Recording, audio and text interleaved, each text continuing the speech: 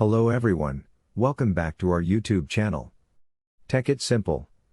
Today, in this video, I'm going to show you how to mute sound calls in Telegram chat. So, without getting delay, let's jump into our video.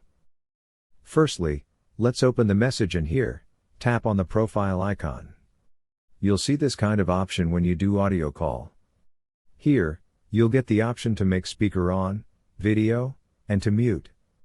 So, when you click on it, your microphone will be off.